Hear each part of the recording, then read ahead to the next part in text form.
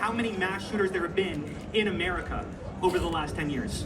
Counting or not counting gang violence? Great. The assassination of Charlie Kirk was always going to be politicized. Kirk, the brash founder of Turning Point USA, built his reputation on provocation. He compared abortion to the Holocaust, defended gun rights as worth the cost of gun deaths, and even dismissed parts of the Civil Rights Act as a mistake. His Christian nationalist outlook drove a hardline stance on immigration and Islam and promoted conspiracies from the Great Replacement rhetoric to claims of the 2020 election being stolen. To his critics, he was reckless and cruel. To his supporters, he was bold and unflinching. So when he was gunned down in Orem in Utah, many conservatives wasted no time pointing fingers. Left-wing extremism was instantly invoked, with some voices online going further, insisting the killer was a Democrat radicalized by progressive hatred. The rhetoric was fast, furious, and certain. US Vice President J.D. Vance led the clarion call that left-wing extremism was part of the reason Kirk was killed. There are documented calls for vengeance from far-right influencers and officials, with a wave of conservative anger that quickly pointed at liberals.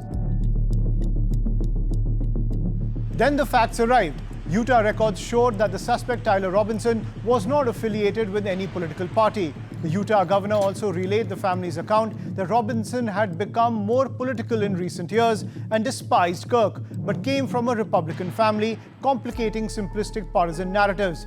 Once the Democrat claim collapsed, much of the right-wing rhetoric adjusted in two main ways. Network television, there is a license. Instead of alleging a Democratic partisan, prominent voices leaned into vaguer indictments of left-wing extremism or a permissive culture that allegedly greenlights violence against conservatives. Subsequent campaigns emerged to punish or ostracize Kirk's critics, showing the rhetoric widened from the individual shooter to a broader class of ideological enemies. Concurrently, narratives began to stress non-partisan factors like alleged radicalization, online animus, and personal grievances. The Utah governor and subsequent reports noted the suspect's recent politicization, lack of cooperation, and personal life details, including a transgender partner, that don't map neatly onto party labels. That encouraged a reframing away from Democrat assassin and towards the story of an unstable or newly radicalized young man.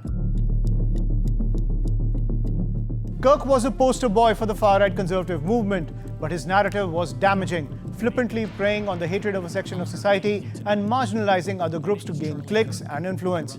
There is no mistake he alienated a major base of the conservative movement with his rhetoric, and as more and more of his past statements get fresh oxygen, the MAGA outrage is scrambling to defend his record and paint this murder as a leftist conspiracy.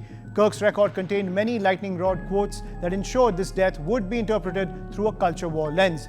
The episode reveals the truth about America's fractured ecosystem, where narratives rush to fill the void before facts catch up. When the facts undercut those narratives, they are retooled rather than abandoned. The effect is corrosive, with partisan certainty in the absence of truth and partisan persistence even in the face of correction. For some time now, Kirk's murder will remain the symbol of such a political fissure.